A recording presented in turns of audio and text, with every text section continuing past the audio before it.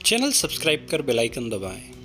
नमस्कार दोस्तों, बहुत बहुत स्वागत है आपका हमारे YouTube चैनल पर और हम आपका स्वागत करते हैं। दोस्तों, महाभारत के रिलेटिव वीडियो में एक और नए वीडियो में आपका स्वागत है। महाभारत में श्री कृष्ण की कास्टिंग कैसे हुई थी? जी हाँ, महाभारत सीरियल में श्री कृष्ण की कास्टिंग को लेकर हम बात करेंगे। जहाँ नीतीश भारद्वाज अभिमन्यु का रोल करना चाहते थे, वहाँ उनको श्री कृष्ण का रोल कैसे मिल गया? जी हाँ, ये सच है कि महाभारत की सीरियल की जब कास्टिंग की जा रही थी तब गुफी पेंटल और जो स्टार कास्ट की कास्टिंग कर रहे थे उन लोगों में से नीतीश भारद्वाज जब वहाँ पहुंचे तो उन्होंने अभिमन्यु की इच्छा जाहिर की, लेकिन वो रोल उनको मिल न सका कुछ कारणों से। उसके बाद अलग अलग लोगों ने श्री कृष्ण की कास्टिंग के लिए भी ट्रायल किया। लगभग बताया जाता है 50 से ज़्यादा ऑडिशन भी लिए गए थे ताकि श्री कृष्ण की कास्टिंग हो सके, क्योंकि महाभारत में श्री कृष्ण की कास्टिंग बड़ी इम्पोर्टेंट थी, क्योंकि ये एक ऐसा रोल है जो पूरे महाभारत की कड़ी से कड़ी को जोड़ता रहता है।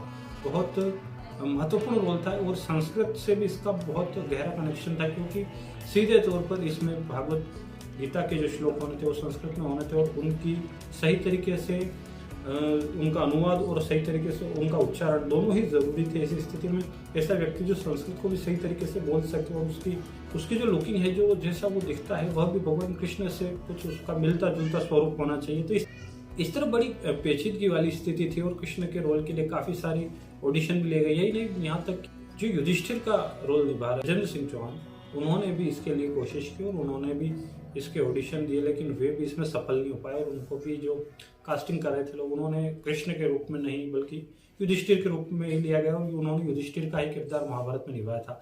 बी.आर. चोपड़ा की इस महाभारत के लिए एक बार फिर से नीतीश भारद्वाज से बात की और गुफी पेंटल से उनकी चर्चा हुई तो उन्होंने कहा, क्या बात है, आप ऑडिशन के लिए क्यों नहीं आ रहे हो? तब नीतीश भारत उनको इसी रोल के लिए ऑडिशन दिया गया और श्री कृष्ण के जब उन्होंने ऑडिशन दिया तो वो पसंद आ गया पूरी टीम को।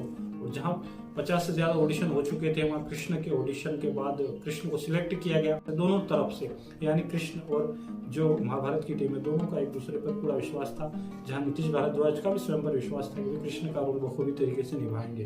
और उसके बाद तो आप सब जानते हैं किस तरह से उन्होंने रोल निभाया। अभिमन्यु का किरदार निभाना चाहते थे, वहां उनको कृष्ण का किरदार मिला, अभिमन्यु के लिए नहीं लिया गया। और अभिमन्यु के लिए उनको जब नहीं कास्ट किया गया, इससे कहीं ना कहीं ये संभावनाएं तो बनी गई थी कि कृष्ण के रूप में कास्ट होंगे, लेकिन ये न उन्होंने सोचा था न टीम ने सोचा था। लेकिन जो भगवान को मंजूर होता है वो तो होकर ही रहता है। इस तरह जो कृष्ण का किरदार है वो नीतीश भारद्वाज को इस तरह मिले। 50 से ज्यादा ऑडिशन हुए, लेकिन कृष्ण उसके लिए परफेक्ट नीतीश भारद्वाज टीम को लगे और उन्होंने वाकई में उस खूबसूरती के साथ निभाया।